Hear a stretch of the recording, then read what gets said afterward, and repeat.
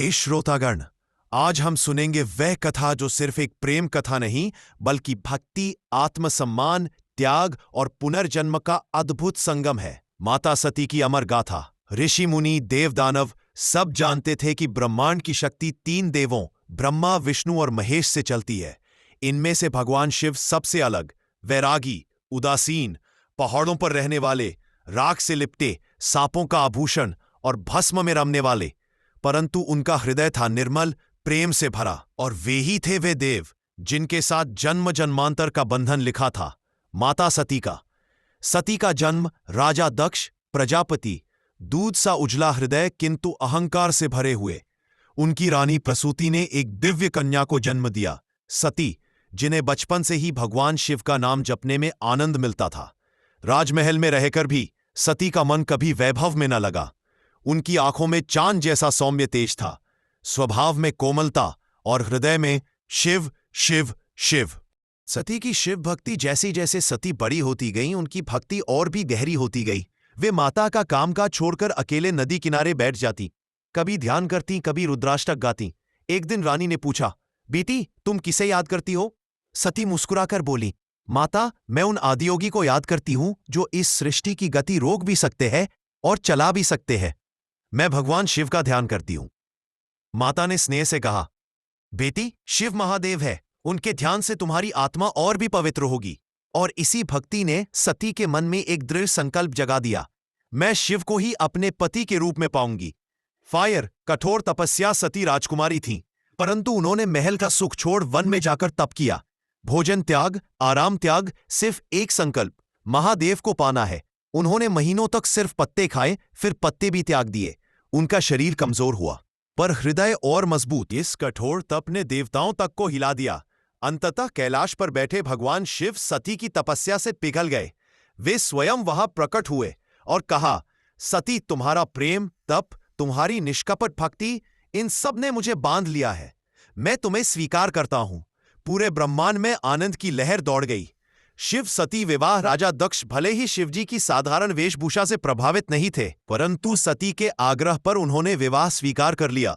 जिस दिन विवाह हुआ उस दिन आकाश से फूल बरस रहे थे, देवता नृत्य कर रहे थे और वातावरण में शिव सती के अद्भुत मिलन का सुख फैल रहा था। सती शिव के साथ कैलाश पर चली गईं, जहां सरलता थी, शांति थी, तप था और प्रेम था। कैलाश का दिव्य जीवन, कैलाश पर सती का जीवन सादगी से भरा था।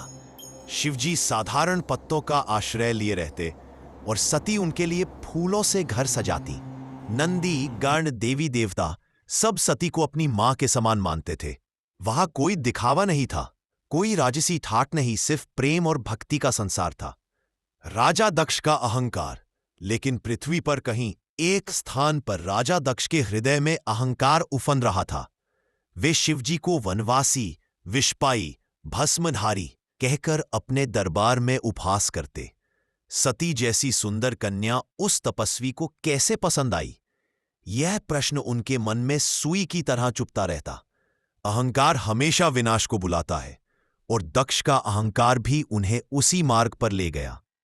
दक्ष का यज्ञ और अपमान। दक्ष ने एक भव्य यज्ञ रखा, इतना बड़ा कि देवता भी उसका स्मरण करते रहे। सभी को आमंत्रण भेजा गया, परंतु एक नाम गायब था, भगवान शिव का। जब सती को ज्ञात हुआ कि उनके पिता ने शिव का अपमान किया है, उनका हृदय दुख से भर गया। किंतु उन्होंने कहा, मैं पुत्री हूं, पिता के घर जाने के लिए निमंत्रण की आवश्यकता नहीं। शिव ने समझाया, सती जहां अनादर हो वहां जाना उचित नहीं। पर सती का मन पिता की ओर खिंच गया। शिव ने उन्हें स्वतंत्रता दी। यदि तुम जाना हो मां। यज्ञ में मिली अपमान की आग। सती जब यज्ञ स्थान पहुंची, राजा दक्ष ने न कोई स्वागत किया न सम्मान। देवताओं ने आंखें झुका ली, क्योंकि वे जानते थे कि यह अपमान सृष्टि में हलचल मचाएगा। सती ने चारों ओर देखा। यज्ञ में हर देव का भाग था, पर शिवजी का स्थान खाली था। उन्होंने पिता से पूछा, पिताश्री आपने मेरे पति को क्यों नहीं बुलाया? दक्ष ने व्यंग्य से कहा, शिव जैसे भस्मधारी अघोरी को मैं यज्ञ में कैसे बुला सकता हूं? यह सुनकर सती का हृदय सैकड़ों टुकड़ों में टूट गया। सती का देह त्याग। सती ने दृढ़ स्वर में कहा, पिता आपने आज न केवल मेरे पति का अपमान किया, बल्कि मेरे अस्तित्व का अपमान किया है। यह देह जिसे आपने दिया, अब इसे मैं अपने साथ नहीं रख सकती। सभी देवता कांप उठे। सती ने योगाग्नि प्रज्वलित की और कहा, मैं इस देह का त्याग करती हूं जो मेरे प्रभु का अपमान सह नहीं सकी। सती योगाग्नि में लीन हो गई और वहां पूरा यज्ञ स्थल शोक में डूब गया। शिव का तांडव। शिवजी को जब यह समाचार मिला, उनका हृदय विरह, पीड़ा और क्रोध से भर उठा। उन्होंने प्रचंड तांडव किया जिससे पृथ्वी हिल गई। उन्होंने अपने जटाओं से वीरभद्र और काल भैरव को उत्पन्न किया और कहा, जाओ दक्ष के अहंकार को नष्ट कर दो। वीरभद्र यज्ञ पहुंचकर सब कुछ ध्वस्त कर दिया।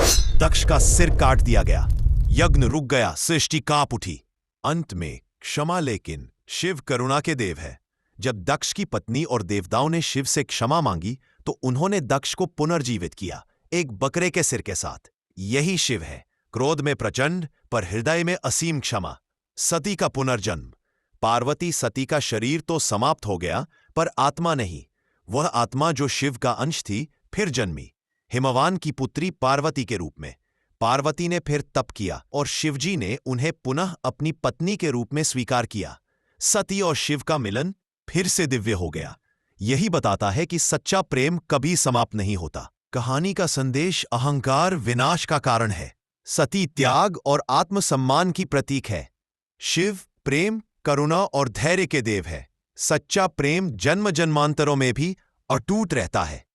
ईश भक्त का अपमान सृष्टि में कंपन ला देता है।